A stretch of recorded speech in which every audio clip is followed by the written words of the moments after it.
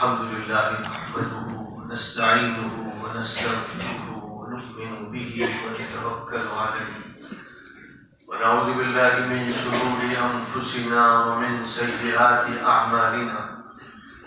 من يهده الله فلا مضل له ومن يضلله فلا هادي له ونشهد أن لا إله إلا الله وحده لا شريك له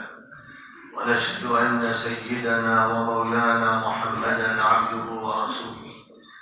صلى الله تعالى عليه وعلى آله وأصحابه وأزواجه وذرياته وأهل بيته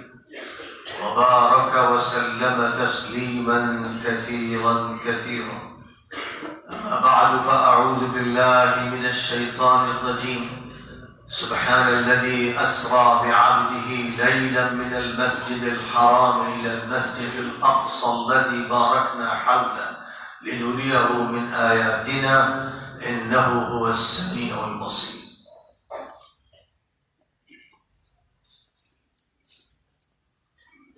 استاذ گرامی قدر حضرت مولانا سعید الرحمن الاعظمی، مہمانان گرامی قدر، علماء فلسطین کے نمائندگان اور خود اپنی ذات میں علم و فضل سے متصف مسجد اقصی اور مسئلہ فلسطین سے امت مسلمہ کو روشناس کرانے، واقف کرانے کا کام انجام دینے والے دارالعلوم ندوۃ العلماء کے طلباء عزیز، آج ہمارے لیے بڑی مسرت کی بات ہے، بڑی خوشی کی بات ہے کہ مسئلہ فلسطین اور مسئلہ مسجد اقصی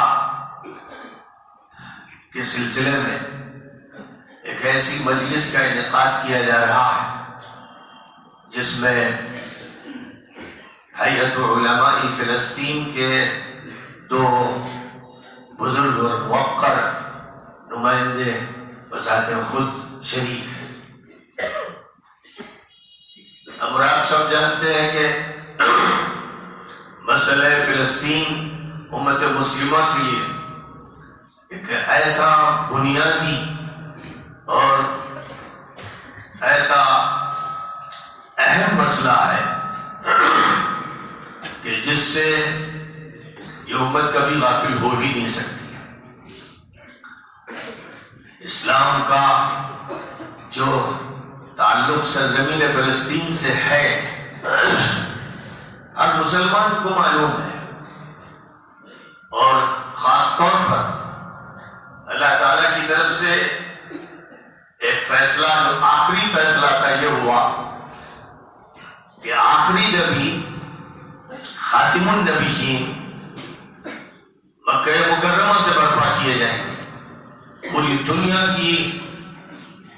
ناف کی حیثیت جس شہر کو حاصل ہے، جو دنیا کے مرکزی مقام پر ہے، پوری دنیا کے لیے جب نبوت کا اعلان ہوگا، جب اللہ کی طرف سے عالمی رسالت کا فیصلہ ہوگا، جب آخری کتاب اتاری جائے گی، جب آخری شریعت عطا کی جائے گی، جب ختم نبوت کا اعلان ہوگا، تو اس کے لیے اللہ تعالیٰ کی طرف سے یہ طے تھا،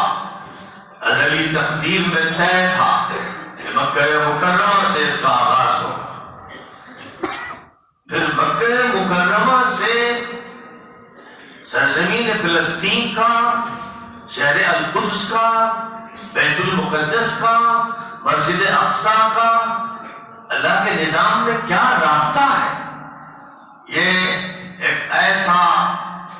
راز ہے جو اللہ نے ہی مکشوف فرما دیا ہے۔ یہ ایسی دقیق بات ہے، ایسی گہری بات ہے کہ جس پر علماء کو، طلباء کو، اہل فکر، اہل دانش کو بار بار غور کرنا چاہیے کہ اللہ تعالیٰ نے مکہ مکرمہ کی سرزمین سے، خاندان بنو ہاشم سے محمد ابن عبداللہ کا انتخاب بحیثیت آخری نبی کے خاتم النبیین کے خاتم المرسلین کے فرمایا. لیکن اس کے بعد جب اللہ کی طرف سے یہ فیصلہ ہوا کہ آپ کی عالمیت کا، آپ کی آفاقیت کا، آپ کی دائمی نبوت کا اعلان ہو، اور یہ اعلان صرف مکے کے عوام کے سامنے، جزیرۃ العرب کے عوام کے سامنے اور دنیا کے کسی خطے کے عوام کے سامنے نہ ہو، بلکہ یہ اعلان اس طرح کیا جائے کہ جتنے بھی دنیا میں انبیاء آئے، جتنے رسول آئے، ایک روایت کے مطابق 1,14,000 یا 24,000 نبی آئے اور 313 رسول آئے، ان تمام انبیاء اور رسولوں کو جمع کر کے اور ختم المرسلین سے ان کی امامت کر کے کروا کر اس کا اعلان کیا جائے کہ یہ امام المرسلین ہے، سید المرسلین ہے، سید الاولین والآخرین ہے، خاتم النبیین ہے. اس اعلان کے لیے اللہ تعالیٰ نے جس سرزمین کا، جس شہر کا، جس مقام کا انتخاب فرمایا، اس کا ہی تذکرہ سورہ اسراء میں فرمایا گیا. سبحان الذی اسریٰ بعبدہ لیلا من المسجد الحرام الی المسجد الاقصی الذی بارکنا حولہ. 10 نبوی کی بات ہے. حضور صلی اللہ علیہ وسلم نے تقریباً 10 سال مکہ مکرمہ میں دین کی دعوت دینے میں گزارے ہیں، اور اب طائف کا سفر کیا ہے، اور طائف کے لوگوں نے آپ کو ڈھیلوں سے، پتھروں سے اور گالیوں سے نوازا. آپ وہاں سے دکھی ہو کر واپس تشریف لا رہے ہیں. طائف سے مکہ مکرمہ تشریف لائے تو بس اللہ کا فیصلہ ہوا، ابتلا اور آزمائش کا ایک دور ختم ہوتا ہے، اب ایک نیا دور شروع ہونے والا ہے. ابھی لوگ یہ سمجھتے تھے کہ مکہ مکرمہ میں ایک نبی اٹھا ہے جو نبوت و رسالت کے دعوے کر رہا ہے، اور بتایا جا رہا تھا کہ یہ رحمت للعالمین ہے، بتایا جا رہا تھا کہ یہ کافۃ للناس ہے، یہ ساری دنیا کے لیے بشیر و نذیر ہے. لیکن لوگوں کے ابھی سمجھ میں نہیں آ رہا تھا. ضرورت تھی کہ نیا مرحلہ شروع کر دیا جائے. وہ نیا مرحلہ کے جو 3 سال میں مکہ مکرمہ میں اور مکہ مکرمہ کی گھاٹیوں میں پورا ہوگا، اور جس کے بعد مدینہ منورہ کا انتخاب کیا جائے گا، جہاں اسلامی نظام قائم کیا جائے گا، جہاں سے وہ اسلامی نظام برپا ہوگا جو جزیرۃ العرب کو فتح کرے گا، جو شام و عراق کو فتح کرے گا، جو رومن امپائر اور پرشین امپائر کا خاتمہ کرے گا، جو دنیا میں ایک عالمی نظام کو برپا کرے گا، جو تیار کردہ ٹیم کو ہر چار طرف بھیج دے گا. اس کے آغاز کے لیے فیصلہ الہی ہوا کہ اسراء بھی ہو اور معراج بھی ہو. اور اسراء کے لیے مکہ مکرمہ سے مسجد حرام سے مسجد اقصی ختم المرسلین کو لے جایا گیا، اور پھر وہاں سے جو سفر کرایا گیا وہ آسمانوں کا سفر کرایا گیا، عالم بالا کا سفر کرایا گیا، ملائے اعلیٰ سے ملایا گیا، جس میں جنت و دوزخ کے نظارے کرائے گئے، عالم بالا کے سارے مناظر دکھا دیے گئے. اور واپسی ہوئی تو واپسی میں سارے پیغمبروں کو، نبیوں کو عالم مثال سے کسی نہ کسی قالب کو عطا فرما کر جمع کر دیا گیا. جمع کیا گیا. وہ جگہ مسجد اقصی کی تھی، وہاں مسجد اقصی تھی نہیں. وہاں تو ہیکل سلیمانی بھی جب قائم کیا گیا تو پھر اس کو توڑا جاتا رہا. کبھی 586 قبل مسیح میں مختلصر نے توڑا، کبھی 70 مسیحی میں ٹائٹس نے توڑا، اور پورے شہر بیت المقدس کو تباہ کیا. تورات کے نسخے جلا دیے گئے اور انسانوں کا قتل عام ہوا. وہاں تو یہ سب ہوا تھا، مسجد کا کہیں کوئی نقشہ باقی نہیں تھا، کوئی اینٹ باقی نہیں تھی. جس وقت حضرت محمد صلی اللہ علیہ وسلم کو مسجد حرام سے لے جایا گیا، جس کے بارے میں اللہ کہتا ہے المسجد الاقصی، وہاں چرچ تھا، وہاں کلیسا تھا، وہاں عیسائیوں کے مراکز تھے، وہاں کوئی مسجد وجود میں نہیں تھی. حضرت عمر فاروق رضی اللہ تعالیٰ عنہ کے دور میں جب بیت المقدس فتح ہوا، جب شہر القدس فتح ہوا، اور جب وہ اس میں داخل ہوئے اور وہاں کے لاٹ پادری صاحب نے چابی سب سے بڑے گرجا کی حوالے کی اور گرجا میں تشریف لے گئے، وقت نماز کا آ گیا تو پادریوں نے یہ کہا کیا آپ نماز یہیں ادا فرما لیں؟ کہا کہ نہیں، میں یہاں نماز ادا نہیں کروں گا تاکہ لوگ اس کو بنیاد بنا کر تم سے چرچ چھین نہ لیں اور اس کو مسجد نہ بنا لیں. میں وہاں نماز پڑھوں گا جہاں مسجد اقصی تھی. اور چرچ سے باہر نکلے اور جہاں مسجد اقصی تھی وہاں کوڑا پڑا ہوا تھا، اس کو کوڑے دان بنا رکھا گیا. حضرت عمر نے صحابہ کرام کے ساتھ وہ جگہ صاف کی اور اس کے بعد وہیں پر نماز عطا فرمائی. وہ تھی جو کسی دور میں مسجد اقصی تھی، جس کو حدیث میں فرمایا گیا کہ ابراہیم اور اسماعیل نے تو کعبہ مقدسہ کی عمارت کی تجدید کی، اور اس کے 40 سال کے بعد حضرت اسحاق نے مسجد اقصی بنائی. پھر حضرت داؤد کا دور آیا، حضرت سلیمان کا دور آیا، ان کے دور میں بھی مسجد اقصی تھی، جس کو ہیکل سلیمانی کہا گیا. وہ ہیکل سلیمانی نہیں تھا، مسجد سلیمانی تھی. بہرحال وہ ہے مقام جس مقام کو اسلام کے آغاز کے لیے، اسلام کی عالمیت کے لیے، رسالت کی آفاقیت کے لیے، نبوت کے خاتمیت کے لیے چنا گیا کہ وہاں سے یہ اعلان ہوگا. وہ اعلان ایسا ہوگا جو عام نگاہوں کے مشاہدے میں نہیں آئے گا، لیکن عالم مثال میں محمد عربی علیہ السلام وہیں پر تارے سارے رسولوں اور نبیوں کی امامت فرمائیں گے. اس کا مطلب یہ ہوگا کہ اب آپ ہی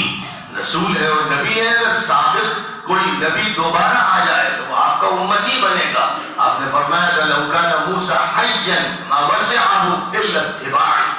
اور پھر اسی فلسطین میں حضرت عیسیٰ مسیح کو اللہ کی طرف سے جب برپا کیا گیا تھا، اور پھر جب اللہ نے چاہا ان کو آسمان پر اٹھا لیا، وہ بھی آسمان سے جب اتریں گے تو وہ سرزمین شام میں اتریں گے، دمشق کی مسجد کے منارے پر اتریں گے، اور ان کا بنیادی تعلق فلسطین کی سرزمین سے ہوگا، اور وہ دجال کے خاتمے کے لیے اتریں گے. لہذا وہ دجال کی فوجوں سے لڑتے مقابلہ کرتے ہوئے دجال کو مارنے کے لیے آگے بڑھتے بڑھتے شہر لد پہنچیں گے، جہاں وہ دجال کو ماریں گے. اور شہر لد وہ ہے جو آج اسرائیل کا ایک متمدن شہر ہے، اور جہاں اسرائیل کا ایک ایئرپورٹ ہے. یوں سمجھیے کہ وہ ایئرپورٹ بنایا ہی اس لیے گیا ہے کہ دجال اس ایئرپورٹ کی طرف بھاگے گا کہ وہاں سے فلائٹ لے کر وہ اڑ کر کہیں چلا جائے، لیکن قبل اس کے حضرت عیسیٰ اس کا خاتمہ کر دیں گے. تو معلوم یہ ہوا کہ آخری نبوت اور رسالت کے آغاز کے لیے اسی جگہ کو منتخب کیا گیا، اور اس کے بعد جب قیامت کا وقت قریب ہوگا اور عیسیٰ مسیح کا نزول ہوگا اور مہدی کا ظہور ہوگا اور دجال کی طاقت سے پوری دنیا پریشان ہوگی، تو آخری معرکہ بھی اسی مقام پر ہوگا. وہ جگہ آخری معرکے کی ہے، اور اس جگہ سے جو وابستہ رہیں گے، جو مسجد اقصی کا تحفظ کریں گے، مسجد اقصی چھن جائے گی اس کی بازیافت کریں گے، وہ نور الدین زنگی ہوں، وہ عماد الدین ہوں، وہ صلاح الدین ایوبی ہوں، وہ بعد میں آنے والے ہوں، یا پہلے جن حضرات نے تمہید فرمائی ابو عبیدہ بن جراح ہوں، وہ خالد بن الولید ہوں، وہ اسلام کے مجاہدین ہوں، اور یہ عمر بن الخطاب ہوں. یہ وہ سب حضرات ہیں جنہوں نے حضور پاک علیہ السلام کے اشاروں کی تکمیل فرمائی، اور جو آپ نے مہم سونپی تھی اپنے صحابہ کو کہ مشرق ہو، مغرب ہو، شمال ہو، جنوب ہو، ہر طرف چلو، پوری اس دنیا کو تسخیر کرو. اس مقصد کی خاطر وہ نکلے تھے، اور انہوں نے شرق و غرب کو تسخیر فرمایا تھا. اور یہ جو مقام تھا اس کو فتح کیا گیا، پھر ہاتھوں سے چھن گیا تھا 492 میں، تو 586 کے لگ بھگ صلاح الدین ایوبی نے اس کو واپس لیا. پھر ایک صدی کے بعد ہاتھ سے چلا گیا تھا، جلدی اس کو واپس لیا گیا. اور نبی اکرم صلی اللہ علیہ وسلم نے ایک حدیث میں فرمایا تھا مسلمانوں کو یہ بتانے کے لیے کہ حق پر کون ہوں گے، جو فرمایا لا تزال طائفة من امتی ظاہرین علی الحق لا يضرهم من خذلهم الى قیام الساعة. حضور صلی اللہ علیہ وسلم سے پوچھا گیا کہ یہ حضرات جن کے بارے میں آپ فرما رہے ہیں کہ کچھ لوگ ایسے ضرور رہیں گے اس امت میں جو حق پر مضبوطی سے قائم رہیں گے، اور جو لوگ ان کو چھوڑ دیں گے بے یار و مددگار، جو ان کی مدد نہیں کریں گے بلکہ مدد چھین لیں گے، ان کو نقصان نہیں پہنچا سکیں گے، کیونکہ احدى الحسنيين کی طرف میں وہ آگے بڑھ رہے ہوں گے، یا تو فتح یا شہادت، فتح یا شہادت. وہ دنیا نہیں چاہتے ہیں، لا يريدون علوا في الارض ولا فسادا. تو حضور سے فرمایا گیا وہ کون لوگ ہوں گے، تو آپ نے فرمایا تھا کہ وہ ہوں گے جو بھی اکناف بیت المقدس ہوں گے، جو بیت المقدس کے ارد گرد ہوں گے، جو اس کے تحفظ میں لگے ہوں گے، جو بیت المقدس میں مسجد اقصی میں نماز جا کر پڑھیں گے اور اس کو آباد رکھیں گے، وہ لوگ ہوں گے. اور اللہ کا فضل ہے، اللہ کا کرم ہے کہ آج فلسطین کی سرزمین پر حماس کے لوگ، آج غزہ کے مجاہدین، آج یہ علماء اور ان علماء کے پیچھے جو عوام ہے، یہ وہ لوگ ہیں جن پر اس کو حدیث منطبق ہو رہی، یہ ہے جو آج حق پر قائم ہے، اور جو بھی ان کی نصرت سے ہاتھ کھینچ رہے ہیں، جو بھی ان کے خلاف مہم چلا رہے ہیں، وہ سب کے سب جو اسرائیل سے دوستی کر رہے ہیں، خدا کی قسم ملعون ہے۔ یہ حق پر ہیں، وہی حق پر رہیں گے جو مسجد اقصیٰ کی نصرت کا کام کریں گے، جو اس کے لیے جان دیں گے، جو اس کے لیے مال لگائیں گے، ہر قربانی کے لیے تیار ہوں گے۔ اس امت کے وہ لوگ پوری دنیا میں جو آباد ہے، جن کا حال یہ ہے کہ من لم یهتم بامر المسلمین فلیس منا، کہ وہ یہ جانتے ہیں کہ حضور نے فرمایا کہ اگر مسلمانوں کے مسائل سے کسی کو دلچسپی نہیں تو امت سے کٹا ہوا ہے، الگ ہے وہ امت سے۔ مسلمانوں کے مسائل انگلی میں پھانس لگ جائے کسی کو تو تم تڑپو، تم مرغ بسمل کی طرح چیخو، تمہیں کرنا تھا۔ آج پوری دنیا غزہ کے مجاہدین کے خلاف کھڑی ہے۔ آج ان کا حال یہ ہے کہ اسرائیل کے خلاف ہے، امریکہ خلاف ہے، روس سازشوں میں ملوث ہے، آس پاس کے تمام ممالک ان کے دشمن بنے ہوئے ہیں، ساری دوستیاں اسرائیل سے ہو رہی ہیں۔ ایسی صورتحال میں پوری امت مسلمہ پر فرض ہے کہ وہ لوگ جو پوری امت کی طرف سے فرض کفایہ سرزمین فلسطین میں ادا کر رہے ہیں، سب کے سب ان کے ساتھ ہو، قلباً ہو، قالباً ہو، مال سے اور جو کچھ بھی ان کے پاس ہو، ہر اعتبار سے وہ ان کے ساتھ ہو۔ یہی ایمان ہے، یہی دین ہے۔ اسی کی دعوت قرآن دیتا ہے، اسی کی دعوت حدیث دیتی، اسی کے لیے حضور پاک علیہ السلام نے تعین فرمایا کہ ہم پر کون ہوگا، کون اس پر باقی رہے گا، جو بھی اس طبقے کے خلاف ہوں گے اور ابناء القردۃ والخنازیر کے ساتھ ہوں گے، وہ قردہ اور خنازیر کی حیثیت اختیار کریں گے۔ امت کو یہ معلوم ہونا چاہیے، پوری امت کے ہر فرد کو، ہر جوان کو، ہر عورت کو، ہر بوڑھے کو معلوم ہونا چاہیے کہ حق کہاں ہے، باطل کہاں ہے، حق والے کون ہے، باطل پرست کون ہے۔ یہ